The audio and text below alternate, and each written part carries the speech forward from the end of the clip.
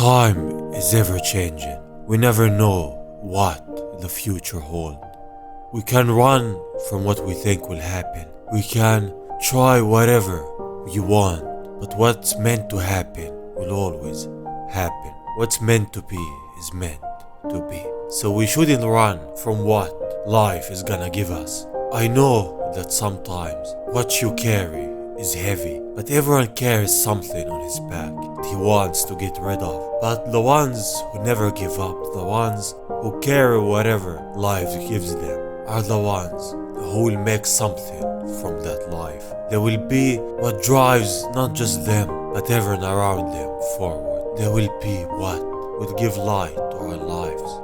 Goku was one of those who carried that burden on him, but he never looked at it and cried or dreaded the day that it happened. He just smiles, and that's one thing that made his character this likable. No matter what happens, no matter what he's facing, he's never sad or worried about it. He's just himself no matter what. But to every story, there's an end, and he knows that the time will come when he meets his end. And this is why he appointed a disciple for himself, one who will inherit the earth after him and will be given the task to protect it, and that's Oob. And this is the story of them both after the events of the Dragon Ball Super manga. And this manga is called Dragon Ball New Horizon. It's a fan-made manga that we dived into before.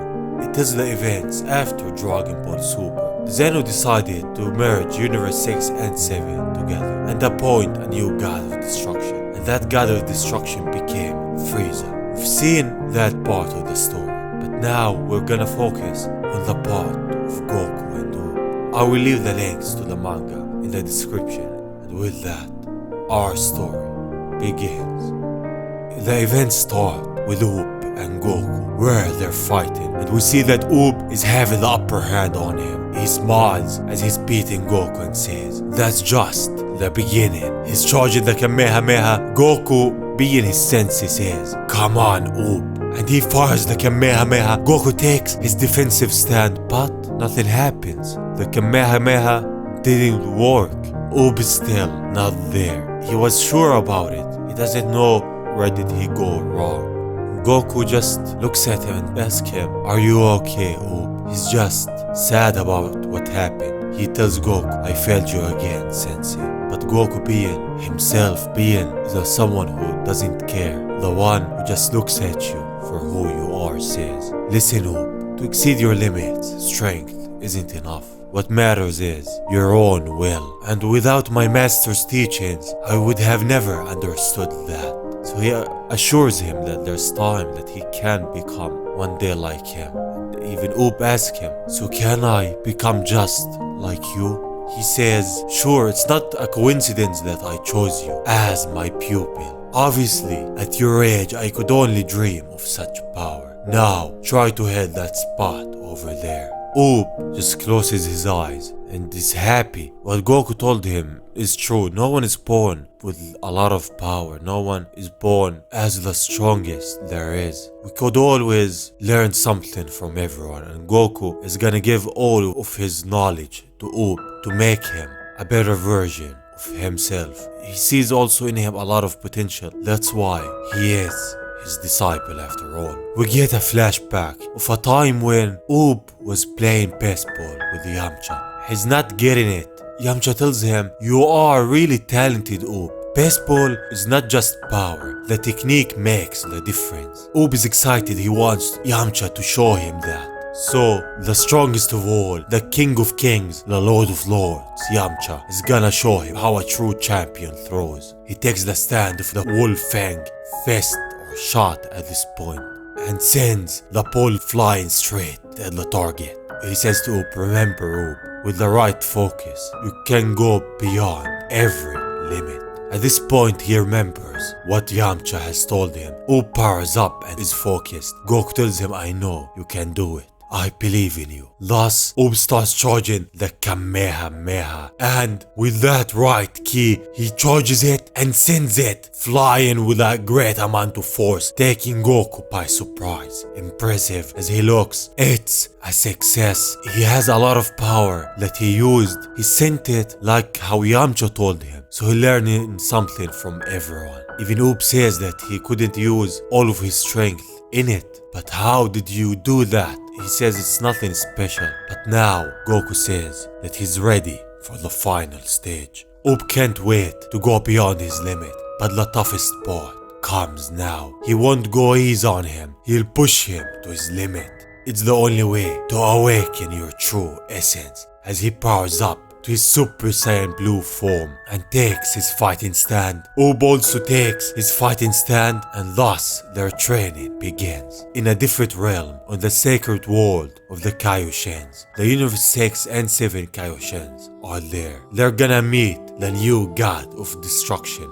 Beerus and Whis are there. They're gonna be joined by the new god of destruction. As Champa and Vatus arrive, they introduce the new god to the Kaioshins. It's Frieza. They're all in shock. Are you sure about that? Why did you choose Frieza when there's more people that are far more suitable for that? Beerus says there would be other candidates like Broly, but at the moment he's wanted by the Galactic Patrol. Whis says that they are aware of the danger of giving the power of a god to Frieza, but he will not be able to use it until after his training is complete. So Frieza asks, what am I doing here? Someone explain it now. Beerus says, watch your mouth. I assure you, there's a valid reason. Whis says, you must know that every Kaioshin is strictly connected with his own god of destruction to maintain the balance in our universe. Supreme Kai says that he might have an option. Such a character as Frieza requires an unshakable heart. It's Kabuto. He is by far the best choice. They all agree. Kabuto and Lord Frieza. What an unexpected duo. Who knows what we can expect? So if you didn't know, every god of destruction has his own Kai that is connected to him. If one dies, the other dies. And this is for the balance of the universe. And now Kabuto is connected to Frieza. In the South City, a new villain is there. Someone who has hatred for all human beings. One who despises their existence. Humans, I will never understand you. Infesting this world without purpose. It's time you learn to show some recognition towards who gave you all of this. Your ingratitude disgusts me.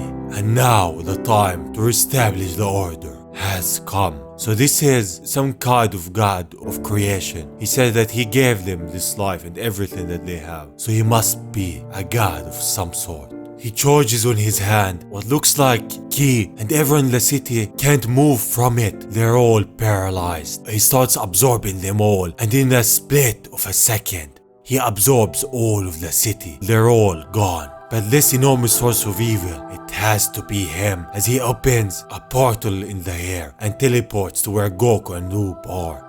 They are still training, with Oth'Z fighting Goku in his Super Saiyan Blue form and holding his own. But not for long. As Goku gets the upper hand, he sends him down and goes at him with an attack right at him. But Oth'Z just snaps. The god of creation, that boy is worthy of being his reincarnation, is probably talking about Boo. If only I could absorb all of his energy. Goku tells him, Oth'Z, don't let your anger devour you. Control your instinct. But Oth'Z loses control as all of his evil energy is releasing, just like Boo. Goku's just in shock seeing that. Oth'Z is not Oth'Z anymore. He's pure evil. Goku just looks at him as Oth'Z fires a ki blast at him. He dodges it and teleports right in front of him. He puts two fingers in front of him and says, stop now. He punches him and knocks him out with one attack and all of his evil energy. But the god says that he's gonna absorb the evilness without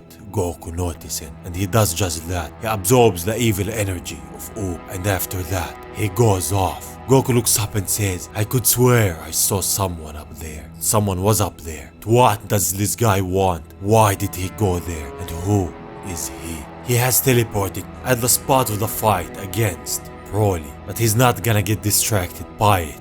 He jumps down and says this is the place. As he starts doing a ritual that summons someone called Supreme Opera. He bows down to him. As we see, he has the Majin seal. Who is he? And now we know what's the name of the evil guy that summoned him. He's called Waru. Supreme Opera tells him, the scepter, now give it to me. So this is the evil of the story. Who is he and what power does he possess? It looks like what they do and what this guy did to the city before. He absorbed their life energy, just like how Babidi did before with Gohan and the others. It might be that their power is just like that, but at the same time he said that he's the one that gave them this life. So who is he and what is his story? How will Up and Goku fare against him? How will the story progress from here? And this was the story of Dragon Ball U Rising. The story of Goku meeting this evil and his first disciple. Wherever there's light, there is always a shadow. No matter what time it is, whenever there's good, there is evil. And this story was of that. Up is a good person, but he's a reincarnation of the most evil villain that there was, Boo. Even though he's pure-hearted, and we saw in this story how he is the one who's gonna inherit the earth after Goku. And this was the story of them. I wanna thank you all for watching. If you enjoyed, you could subscribe. It will really help me out a lot. Love you all and thank you all. And saying that, I will see you on the next one. Bye bye.